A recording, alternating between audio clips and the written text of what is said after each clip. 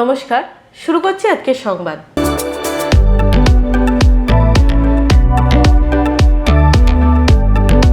24শে March Bardhaman দক্ষিণ বিধানসভা এলাকায় বিজেপির নতুন নির্বাচনী কার্যালয়ের সূচনা হলো।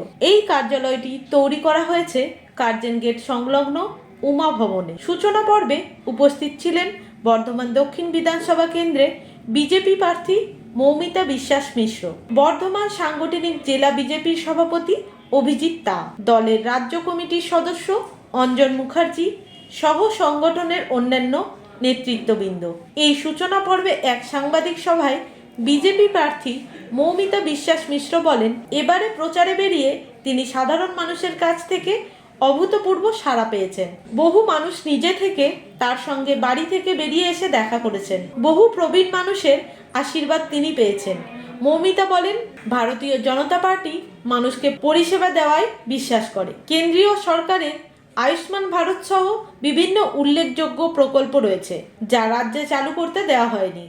সাধারণ মানুষ এর জন্য খুবই হতাশ। তারা এ নিয়ে অভিযোগও জানিয়েছেন। মৌমিতা বলেন, ভারতীয় জনতা পার্টি ক্ষমতায় এসে রাজ্যের মানুষকে উন্নত মানের পরিষেবা দেবে। খুন, ধর্ষণ, নারীর ওপর অত্যাচার, ভীতির পরিবেশ, এই সব কিছু দূর করা হবে।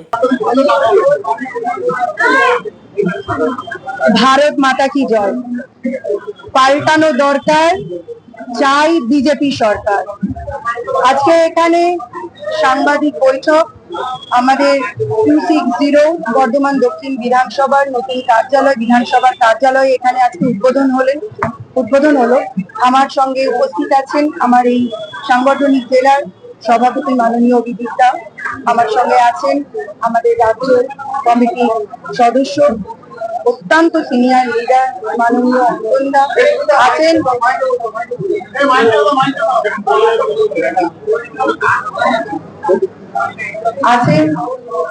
সিনিয়র লিডার মহাদেব দা আছেন, সকল আমার মন্ডল প্রেসিডেন্ট ভাইরা, এক্স মন্ডল প্রেসিডেন্টরা, সকল পদাধিকারী,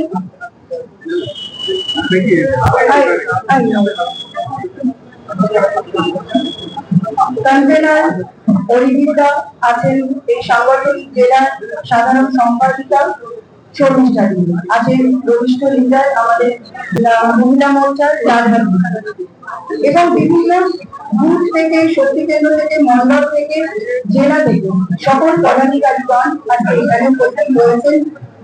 আপনারা প্রত্যেকেই দেখতে পাচ্ছেন যে নির্বাচনের যে উৎসব সেটা শুরু হয়ে গেছে।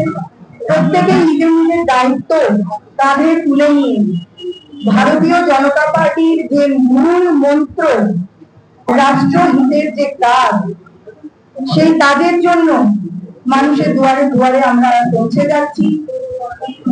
জীব সেবায় শিব সেবা, এই জ্ঞানে আমরা মানুষের দুয়ারে গিয়ে আজ তাদের যে করুণ অবস্থা, রাস্তা নেই, নল আছে, জল নেই, মাথার উপরে ছাদ নেই, শৌচাগার নেই, তাদের স্বাস্থ্য বীমা নরেন্দ্র মোদীজির আমার কাছে অনেকের প্রশ্ন এলো যে আমরা আয়ুষ্মান ভারতটা কবে পাবো।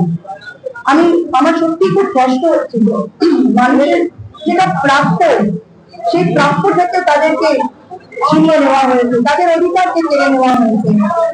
কিন্তু আমরা মানুষের সেবার যে মন্ত্রে মানুষের দুয়ারে দুয়ারে পৌঁছে যাচ্ছি, সেই সংকল্পকে যতক্ষণ পর্যন্ত না আমরা সাকার করতে পারছি ততক্ষণ পর্যন্ত আমাদের এই পরিশ্রম চলবে। কেমন সারা পাচ্ছে? অভূতপূর্ব সারা, অভূতপূর্ব সারা। মায়েরা ছুটে ছুটে আসবে।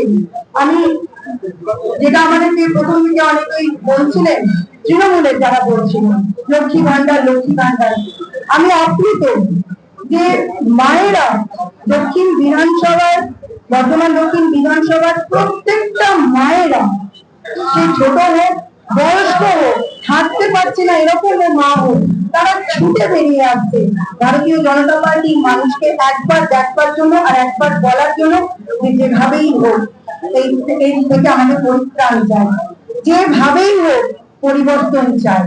আপ্লুত মানুষের আমরা যে সাড়া পাচ্ছি, যে উচ্ছ্বাস পাচ্ছি, যে আশীর্বাদ পাচ্ছি, ছাত্র ছাত্রী, যুবক যুবতী, কাকা জ্যাঠা, যে যেখানে আছে ওপর থেকে ছাদ থেকে খাচ্ছেন, সেখান থেকে ছুটে আসছেন, কেউ বাইরে আছেন, কেউ রাস্তা দিয়ে পেরিয়ে যাচ্ছে, দাঁড়িয়ে যাচ্ছে, আবার আমাকে তাদের সঙ্গে গিয়ে আমি সাক্ষাৎ করে আসছি।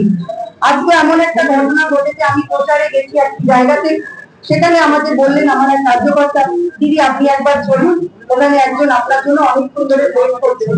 আমি গিয়ে দেখি এক বয়স্ক ভদ্রলোক, উনি টোটো করে অনেক দূর থেকে এসেছেন, এসে আমার কাছে দেখা করবার জন্য দাঁড়িয়েছিলেন। আমি যখন তার কাছে গেলাম, আশীর্বাদ চাইলাম, বললাম মা তুমি তো জয়ী হবে, আর যেদিন জয়ী হবে আমি আমার নিজের পয়সায় সবাইকে লাড্ডু খাওয়াবো, এটাই আমার কাছে অনেক বড় প্রাপ্তি, এটাই ভারতীয় জনতা পার্টির প্রাপ্তি, ভারতীয় জনতা পার্টি এটাই আদর্শ। আমরা মানুষের আশীর্বাদ নিয়ে, মানুষের সেবা করে আমরা মানুষের কাজ জন্য সরকার করি।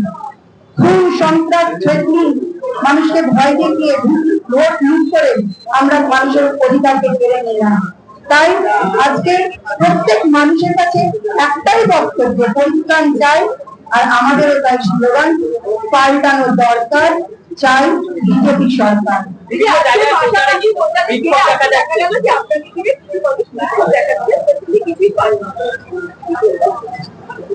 সাজানো ঘটনা, ওরা তৃণমূলের ছিল 3 জন মহিলা, যে জায়গায় আমি দেখলাম 3000-এর বেশি, 10,000-এর কাছাকাছি মহিলা আমাকে মালা পরিয়েছে, ফুল দিয়ে আমাকে আশীর্বাদ করেছে, মিষ্টি খাইয়েছে। আর সেখানে 3 জন, তাদেরকে আমি জানলাম পরে তারা তৃণমূলের সঙ্গে যুক্ত আছে, তারা হাত পা নেড়ে এই পায়নি সে পায়নি, একদমই তো তাই। আজকে কেন্দ্র থেকে মানুষের আবাসনের টাকা, মাথার উপরে ছাদের টাকা চলে যাচ্ছে তৃণমূলের পকেটে। আজকে মানুষের জন্য শৌচাগারের টাকা চলে যাচ্ছে তৃণমূলের পকেটে। রাস্তাঘাটের জন্য টাকা আসছে, দেখেছেন কি অবস্থা? একটা রাস্তা নেই, একটা ড্রেন নেই, আবর্জনায় গোটা বর্ধমান ভরে গেছে, মশার উপদ্রবে মানুষ অতিষ্ঠ হয়ে গেছে, মানুষ কিছুই পায়নি। রাজ্য সরকারের কাছ থেকে হুমকি ছাড়া, মমতার সরকারের কাছ থেকে হুমকি আর ভয় আর তোলাবাজি ছাড়া কিচ্ছু পায়নি। মানুষ পরিত্রাণ চায় এই তোলামূল সরকার থেকে। বিভিন্ন বাধাই পাচ্ছেন, কিন্তু যখন বাধা যখন সৃষ্টি হচ্ছে, তাহলে কি তৃণমূল ভয় পাচ্ছে? যে যারা ভয় পেয়েছে তারা আমাদেরকে ভয় দেখাতে আসছে, কিন্তু আমরা ভারতীয় জনতা পার্টি, ভারতীয় জনতা পার্টির কোন কর্মীকে ধনকে চমকে কখনোই রোকা যায়নি, আর কখনোই রোকা যাবেও না।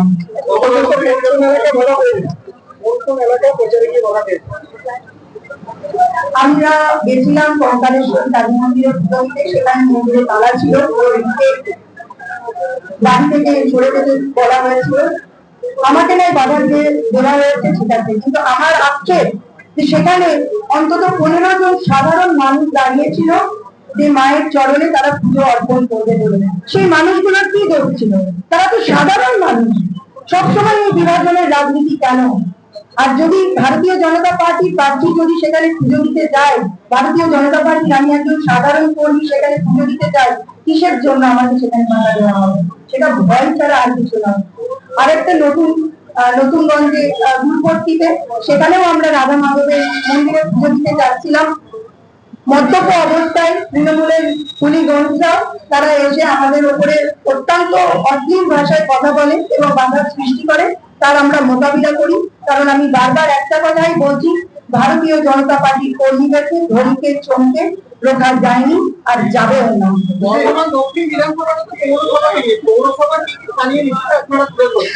সবটাই মিউনিসিপালিটি থেকে শুরু করে আজকে প্রত্যেক মানুষের জীবনে যেটা প্রথম দরকার, ঘর থেকে বেরিয়ে রাস্তাঘাট, একটা রাস্তাঘাট ঠিক নেই, খানা খন্ড জলে ভর্তি। কিছুদিন আগে বৃষ্টি হয়েছে, আপনারা দেখেছেন রাস্তা দিয়ে হেঁটে যাওয়া যাচ্ছিল না। হাসপাতালের সামনে এত জল চলে গেছিল, সেখানে কিছু পেশেন্ট দাঁড়িয়ে আছে, তারা সেখানে ঢুকতে পারেনি। এখানে ঠিকঠাক ভাবে ইলেকট্রিসিটি তার ঠিক মতো যায়নি, মানুষের মাথার উপরে ছাদ এখনো মানুষ পায়নি। এখানে আমি তো আজকে আরেকটা জিনিস দেখলাম, যে টোটো থেকে পর্যন্ত এখানে তোলা হয়, জানেন আপনারা সকলে, সাধারণ খেটে খাওয়া মানুষ, তাদের কাছ থেকে পর্যন্ত তোলা হয়। এই অন্যায় চলতে পারে না। মানুষের অধিকারকে এইভাবে হেনস্থা দিনের পর দিন করা যেতে পারে না। তাদের যেটা ভোটাধিকার, আপনারা জানেন যে আমাদের মিউনিসিপ্যালিটি ভোট ছিল, একটা মানুষ নিজের ইচ্ছে যে ভোট দিতে পারেনি, সবটাই এখানকার ইস্যু। দিদি প্রশাসন থেকে কিরকম সহযোগিতা পাচ্ছেন? প্রশাসন থেকে কিরকম সহযোগিতা পাচ্ছেন? কোন প্রশাসন? পুলিশ প্রশাসন, পুলিশ প্রশাসনের কোনো সহযোগিতা অন্তত আমরা আশাবাদী নই, কারণ তারা দলদাস, তারা তৃণমূল সরকারের কাছে বিক্রি হয়ে গেছে, তারা তাদের মতো করে চলে। তাই আমরা এটা করবো, নির্বাচন কমিশনকে জানিয়ে দেবো। তিনি 3 কোটি 30 লক্ষ টাকা তার গত বিধায়ক তহবিল থেকে খরচা করেছেন, সেই বই প্রকাশ করে এবং ভিডিও প্রকাশ করে প্রচারে যাচ্ছেন, কি বলবেন? এটা তো তার দায়িত্বের মধ্যে পড়ে, রেসপন্সিবিলিটি। এটা তিনি কিছু কারোর উপরে কিছু কৃপা করেননি, তার তহবিল, এটা মানুষের টাকা, এটা তার ব্যক্তিগত টাকা নয়। এটাকে বের করেছেন, সেটার সঙ্গে তার কোনো নিজস্ব কোনো কৃতিত্ব নেই। এটা সরকারি টাকা, সাধারণ মানুষের টাকা, এটা তার কর্তব্যের মধ্যে পড়ে। আর সেটা যতটা করেছেন, কি করেছেন, সাধারণ মানুষ জানে। নির্বাচন কমিশন প্রয়োগ করতে লাগু হয়ে গেছে, এর মধ্যে দেখা যাচ্ছে পাড়ায় সমাধান যে ভোট লাগানো হয়েছে কোন ছবি সেটা ঢেকে দেওয়ার কথা, কিন্তু অধিকাংশ জায়গায় মুখ্যমন্ত্রী জর্জর করছে ভোট চালু হয়ে গেছে, প্রয়োগ করতে লাগু হয়ে গেছে। সরকারি জায়গা তো ওই ভোট আছে। অনেক সাধারণ মানুষ আমাকে কমপ্লেন করছে, বারবার কমপ্লেন করছে। দেখুন, তৃণমূল সরকার, আপনারা জানেন যে তারা না তাদের মধ্যে কোনো আদর্শ আছে, না তাদের মধ্যে কোনো নীতি আছে, তাদের নিজেদের মধ্যে কোনো শিক্ষাই নেই। সেই জন্য তারা যেভাবেই হোক আইনকে ভাঙতে তাদের আগে থেকে দ্বিধাবোধ হয় না। সে নির্বাচনের ক্ষেত্রেই হোক, আর সেটা আপনার সাধারণ মানুষের ক্ষেত্রেই হোক, সাধারণ প্রত্যেক দিনের জীবনের ক্ষেত্রেই হোক, আইন ভাঙাটাই হচ্ছে তাদের কাজ। আমরা আমাদের কাজ করব। তারা যেখানে যেখানে এই সমস্তগুলো এখনো পর্যন্ত রেখেছেন, আমরা নির্বাচন কমিশনের কাছে কমপ্লেন জানিয়েছি, আবার জানাবো এবং আবার তাদেরকে বলবো যে আপনারা এই সমস্ত অশিক্ষার কাজগুলো বন্ধ করুন। সাধারণ মানুষকে এইভাবে আপনারা তৃণমূলমুখী করতে পারবেন না, কারণ সাধারণ মানুষের বুকে নরেন্দ্র মোদীর ছবি এবং পদ্মফুলের ছবি আঁকা হয়ে গেছে। কত ব্যবধানে জিতবেন এবার? সেটা সময় বলেছে।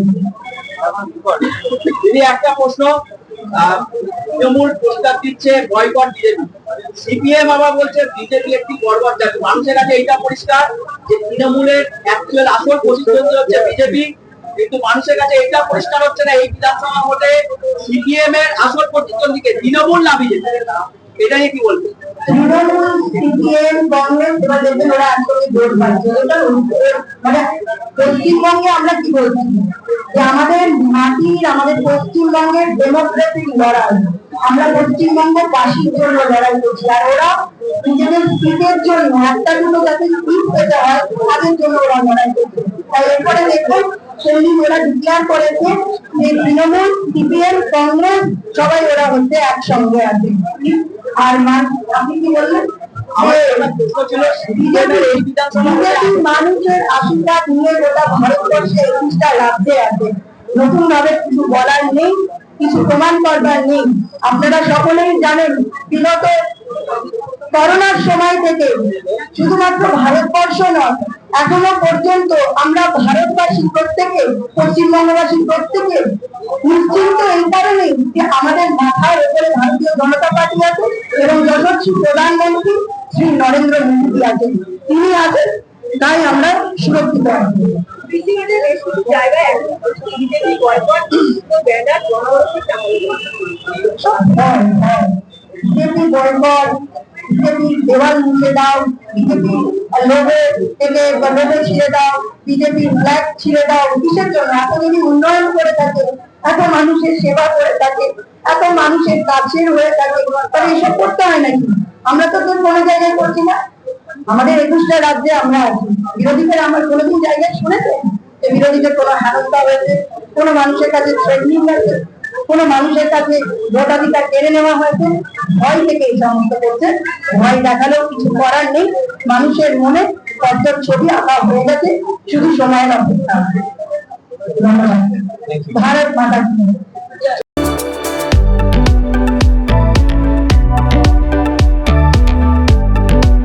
আজকের সংবাদ এই পর্যন্ত। নমস্কার।